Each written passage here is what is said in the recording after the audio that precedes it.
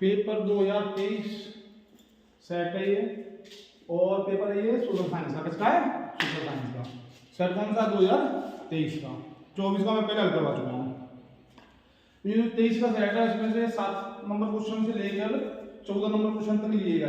ये सभी question 2-2 number के हैं। कितने नंबर के हैं? 2-2 नंबर के क्वेश्चन है सभी। अभी जो पहला आपका प्रश्न है 7 नंबर, वायु प्रदूषण के दुष्प्रभाव लिखिए। ये पक्का ही 100% आता है। इसके रूप बदली हो सकते हैं। जैसे अभी सबसे पहले आ जाए प्रदूषण के ऊपर, तो प्रदूषण में से कोई सा भी आएगा जरूर, लेकिन कौन सा क्वेश्चन आता है ये एक अलग बात हो गई। तो पहला क्वेश्चन कौन सा मान लेते हैं? कौन सा आपका? वायु प्रदूषण के दुष्प्रभाव लिखिए। तो वायु प्रदूषण मान लेकर हम लेते हैं प्रदूषण। प्रदूषण किसे कहते हैं? क्वेश्चन आ जाए प्रदूषण किसे कहते हैं और इसके फैलने के कारण। तो पहली बात, प्रदूषण होता है कितने प्रकार का है? प्रदूषण 4 प्रकार का होता है। कितने प्रकार का है प्रदूषण?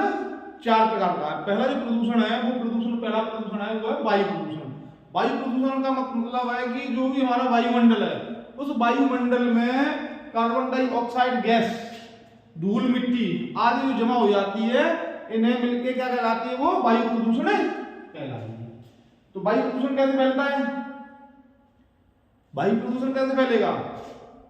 पहले तो जैसे कोई ज्वालामुखी फटी तो उससे क्या निकलेगा? Carbon dioxide gas. विभिन्न प्रकार की गैस है, तो कौन सा प्रदूषण फैलेगा? कौन सा फैलेगा? वायु प्रदूषण। किसके द्वारा फैला? ये प्राकृतिक तरीके से। किसके द्वारा फैला? प्राकृतिक तरीके से। वही मानवीय तरीके से। मानवीय तरीके से कैसे फैलेगा? बड़ी बड़ी जितनी भी फैक्ट्रियां हैं, विनिर्माण है, विनिर्माण मतलब जो बिल्डिंगें बन रही हैं उनसे धूल मिट्टी गर्दा उड़ रहा है वो, प्लस उसके बाद में फैक्ट्रियां मशीनें बना रही हैं, उनसे निकलने वाला जहरीला धुआं, और विभिन्न प्रकार की चिमनियां जैसे कि ईंट उद्योग निकलने वाला जहरीला धुआं किसमें मिल जाता है? वातावरण में जाके ऊपर मिल जाएगा। और वही जब हम सांस लेते हैं, जब हमें नुकसानदायक क्यों? जब हम सांस लेंगे तो क्या लेंगे? क्या लेना चाहिए? O2 oxygen. लेकिन यहाँ पे मिल क्या रहा है वायु में? Carbon dioxide. तो ये क्या कहलाएगा? वायु प्रदूषण कहलाएगा। दूसरा आता है आपका जल प्रदूषण। जल प्रदूषण जल के अंदर ऐसे रासायनिक तत्व मिल जाए जो कि किसी भी जीव को हानि पहुंचाए, जल प्रदूषण कहलाएगा। अब ये होता कैसे है? जल प्रदूषण सबसे पहले जल हमें मिलता कहां से है? तो जल मिलने का मुख्य 4 स्रोत है। जल मिलने के कितने स्रोत है? 4 स्रोत है। पहला स्रोत कौन सा है? जो जमीन के ऊपर जितना भी जल बह रहा है, कौन सा जल कहलाएगा? पृष्ठीय जल। कौन सा कहलाएगा? पृष्ठीय जल। पृष्ठीय जल अब कौन कौन सा है उसमें? नदी, तालाब, झरने इत्यादि किसके अंदर आएंगे? पृष्ठीय जल के अंदर। और ये जल हमें सबसे आसानी से प्राप्त हो जाता है। दूसरा जल कौन सा है? दूसरा जल है भौम जल, जो जमीन के अंदर से हम निकालते हैं, जिसे हम कुएं, ट्यूबवेल, हैंडपंप आदि से निकालते हैं। ये पृष्ठीय जल के मुकाबले थोड़ा सा ज्यादा महंगा है। इसका उपयोग थोड़ा सा ज्यादा महंगा है पृष्ठीय जल के मुकाबले। तीसरा आता है मृद। आपका तीसरा जल है वो कौन सा जल है? वर्षा जल। कौन सा जल है? वर्षा जल। वर्षा जल कहां से प्राप्त होता है? बारिश से। चौथा जल है आपका वो कहां से आता है? महासागरीय जल। कौन सा है? महासागरीय जल। अब ये जो चारों जल हैं, इन चारों जलों को क्या हो रहा है? प्रदूषित होते जा रहे हैं। क्या होते जा रहे हैं? प्रदूषित होते जा रहे हैं। जब प्रदूषित तो कैसे हो रहा है? फैक्ट्रियों से निकलने वाला जहरीला पदार्थ किसमें मिल रहा है? जाके नदियों में। और उसके बाद में जितने भी शहर हैं, बड़े बड़े जो भी शहर हैं, उनसे जितना भी सीवर निकल के आ रहा है, नाले जितने भी गंदे नाले निकल के आ रहे हैं, कहां पे मिल रहा है? जाके किसमें मिलते हैं? किसमें मिल रहे हैं? जल में मिल रहे हैं। पानी नदियों में मिल रहे हैं। तो जब नदियों में मिल रहे हैं तो वो पानी फिर नदियों से ही फिल्टर होकर कहां पे आ रहा है? हम सबके पास में पीने के लिए आ रहा है। और उसके बाद में वही जल किसके अंदर जा रहा है? जमीन के अंदर। जो भौम जल से हम उपयोग करते हैं जमीन से निकाल के, जमीन के अंदर कोई जल की फैक्ट्री तो नहीं लगी है। जमीन के अंदर कहां से आ रहा है? जो भौम के ऊपर जल है वही जल कहां पे आ रहा है? नीचे जा रहा है। जब नीचे जा रहा है तो उसी को जल को हम वापस निकाल रहे हैं, तो वो भी कैसा आ रहा है? दूषित आ रहा है। बात समझ में आ गई? और चौथा है वो आपका महासागरीय। महासागरीय जल में अधिक से अधिक रबड़ पाए जाते हैं, इसलिए उसे उपयोग में नहीं लिया जाता क्योंकि उसमें नमक की मात्रा काफी ज्यादा रहती है। तो ये हो गया जल प्रदूषण। तीसरा आता है मृदा प्रदूषण। अब मृदा प्रदूषण किसे कहते हैं? क्वेश्चन आ जाए मृदा प्रदूषण, जैसे भी लिखा वायु प्रदूषण किसे कहते हैं, ऐसे आ जाए मृदा प्रदूषण किसे कहते हैं। तो भाइयों देखो मृदा प्रदूषण क्या है कि आज की डेट में मृदा प्रदूषण सबसे ज्यादा हमारे किसान भाई फैला रहे हैं। अब उनकी भी मजबूरी बन गई है कि देखो पहले जो हमारे पूर्वज आज से 50-60-100 साल पहले खेती किया करते थे तो कोई भी रासायनिक तत्व किसी भी फसल में नहीं डालते थे, सिर्फ गांव का देसी जो अपना जैसे भूरा बोलते हैं वही डाला करते थे, गोबर, हाँ बस उसे डाल दिया और उससे ही बहुत अच्छी फसल होती थी। लेकिन अभी क्या है, जनसंख्या बढ़ती जा रही है, जब जनसंख्या बढ़ रही है तो खाद्यान्न की फसलें क्या है, खाद्यान्न फसलें खाना भी ज्यादा चाहिए, तो जो खाना ज्यादा चाहिए तो ज्यादा उगाना पड़ेगा।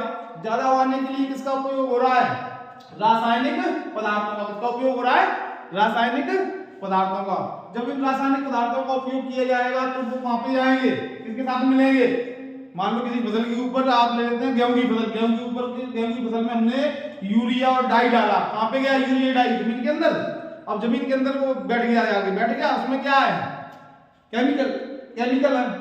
अब जब भी बारिश होगी तो ये मृदा में क्या हो गया, मृदा में प्रदूषण हो गया। अब जब भी बारिश होगी, बारिश होने के बाद में पानी बह के जाएगा, जमीन से खेतों से ही तो बह के जाएगा पानी। वो पानी कहां पे मिलेगा, जाके जल के अंदर। किसमें मिलेगा, जल के अंदर। तो मृदा प्रदूषण से जल प्रदूषण भी बढ़ रहा है।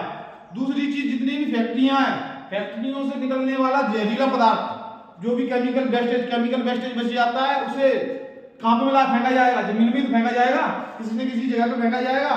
जिस जगह पे फेंका जाएगा वहां पे वो केमिकल किसी भी चीज को नहीं उगने देगा और वहां पे कोई भी पेड़ पौधे कुछ भी नहीं उग सकते। क्यों नहीं उग सकते, उसमें मृदा के अंदर क्या फैल गया है, जहर। क्या फैल गया है, जहर। दूसरा, प्लास्टिक का उपयोग बढ़ता जा रहा है। आपने देखा होगा कि मार्केट जाते हैं, आप सभी मार्केट जाते हो, जब मार्केट जाते हो तो हम मार्केट जाने के लिए पहले हमारे पूर्वज थे थैला साथ लेके जाते थे, और अब कुछ नहीं लेके जाते, मोटरसाइकिल उठाई चल दिए और जाके पन्नियों में भर के ले आए। अब उन पन्नियों का क्या हुआ, पॉलीथीन क्या हुआ, पॉलीथीन का क्या हुआ, फेंकोगे। जब फेंकेंगे तो कहां पे जाएगा, जमीन में। जब जमीन में जाएगा तो एक पॉलीथीन 500 साल तक खत्म नहीं होती। 500 साल तक जमीन में जहां पे रहेगी वहां पे ना तो कोई घास उगेगी ना ही कुछ भी उगेगा, वो वहां पे एकत्रित होती जा रही। इसी प्रकार से अगर ज्यादा एकत्रित हो गई तो क्या होगा, मृदा के अंदर प्रदूषण फैलेगा।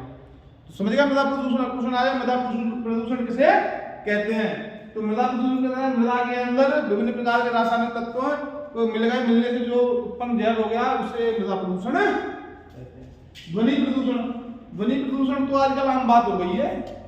देखा हुआ आपने कि बड़ी बड़ी सिटियों में हॉर्न बजते ही रहते हैं, ऐसा लग रहा है कि पता नहीं क्या होने वाला है। दूसरा, जब भी कोई जागरण वगैरह कुछ भी हो तो वहां पे सुबह 4 बजे से लेके शाम को 12 बजे तक, रात 12 बजे तक जो भी आपका म्यूजिक सिस्टम है इतना तेज बजेगा कि आसपास के लोग बैठ ही नहीं सकते हैं। शादियों में देखा वो डीजे, ये सब क्या है, ध्वनि प्रदूषण के अंतर्गत आते हैं। तो ये क्वेश्चन अपना क्लियर हो गया। वायु प्रदूषण का पूरा हो गया। वायु प्रदूषण किसे कहते हैं, जल प्रदूषण किसे कहते हैं, मृदा प्रदूषण किसे कहते हैं, ध्वनि प्रदूषण कहते हैं। समझ में आ गया, समझ में आ गया। तो आगे बढ़े। आगे आता परिवहन। परिवहन क्यों मैंने लिखा है यहाँ पे, देखो क्वेश्चन है, रेल परिवहन की अपेक्षा सड़क परिवहन क्यों महत्वपूर्ण है। रेल परिवहन की अपेक्षा, यहाँ पे बात हो, यहाँ पे किसी के द्वारा दिया गया है, मतलब ये नहीं कहा कौन सा परिवहन है, यहाँ पे किसका परिवहन का, जिसका उदाहरण लिया है, रेल परिवहन की अपेक्षा सड़क परिवहन क्यों ज्यादा महत्वपूर्ण है। तो पहली बात हम आते हैं परिवहन पे। परिवहन होते कितने प्रकार के हैं, तो परिवहन सबसे पहले परिवहन पे आते हैं। तो परिवहन देखो, परिवहन होते हैं 4 प्रकार के। मैंने यहाँ पे लिख दिया, आपको लिखा दिखाई दे रहा होगा, तो लिखा दिखाई दे रहा है इसमें जो 4 प्रकार के परिवहन है। उन 4 प्रकार के परिवहन में पहला परिवहन है थल परिवहन। कौन सा है, थल परिवहन। और जो पहला थल परिवहन है, जो थल परिवहन